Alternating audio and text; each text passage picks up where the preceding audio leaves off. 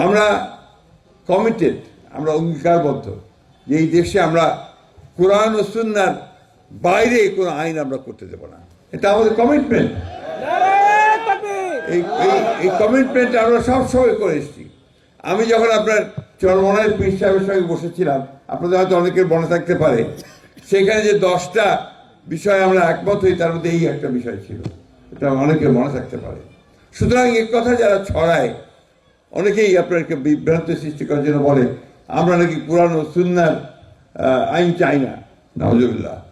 আমরা সবসময় কোরআন ও সুন্নাহর মধ্যেই আমরা থাকতে চাই। আমাদের বংশ সেটা, আমাদের রক্তের মধ্যে সেটা।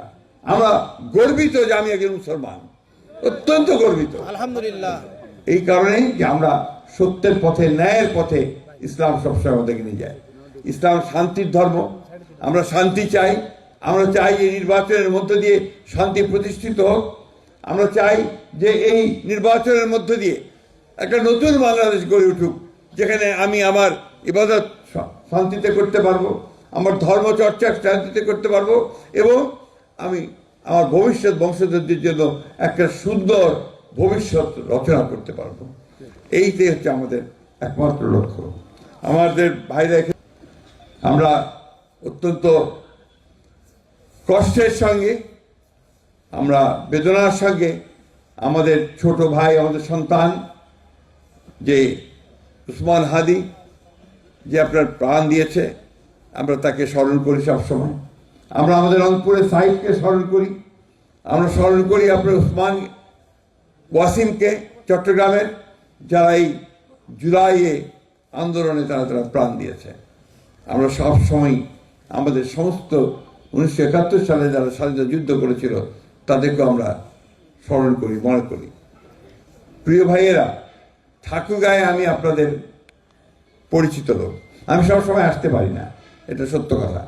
কারণ আমি যে কাজ এখন করি, এই বিএনপির মহাসচিবের দায়িত্ব পাওয়ার পর থেকে আমাকে গোটা দেশের এই আন্দোলনে সংগঠনকে শক্তিশালী করার জন্য আমাকে কাজ করতে হয়।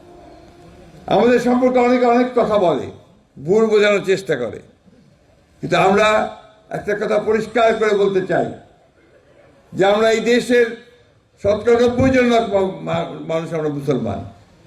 আমাদের ধর্মবোধ, আমাদের কৃষ্টি, আমাদের সংস্কৃতিকে রক্ষা করার জন্য আমরাই এখানে সবচেয়ে বেশি ভূমিকা পালন করেছি। এখন একটা ক্রান্তিকাল মধ্যে পার হচ্ছে, হচ্ছে আন্দোলন হচ্ছে। আপনার কেন জানি না মনে হয় যে দেশকে অস্থির করে তোলার জন্য আবার মানে কিছু সংখ্যক লোক পেছন থেকে কাজ করছে।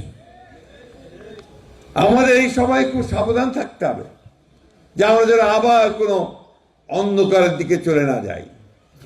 আমাদের সাবধান থাকতে হবে আমরা যে আবার ভুল করে নিজেদের মধ্যে বিভেদ অনৈক্য সৃষ্টি করে আমরা যেন আবার সেই সমস্ত চক্রান্তকারীদের হাতে না পড়ি, যেখানে আমাদের দেশ আবার ক্ষতিগ্রস্ত হবে, আমরা ক্ষতিগ্রস্ত হব।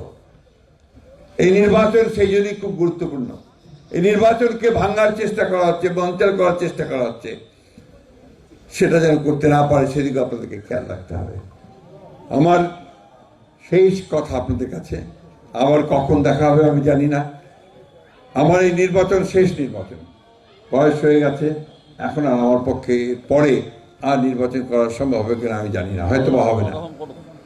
আমি আপনাদের কাছে এটুকু অনুরোধ করতে চাই যে আপনারা যদি মনে করেন যে আমি অতীতে আপনাদের পাশেই দাঁড়াতে পেরেছি, আপনাদের কিছু কাজ করতে পেরেছি, এলাকার উন্নয়নের জন্য কাজ করতে পেরেছি, তাহলে আপনারা দয়া করে আমাকে সাহায্য করবেন, সহযোগিতা করবেন, আমার জন্য দোয়া করবেন। আল্লাহুম্মা আমিন।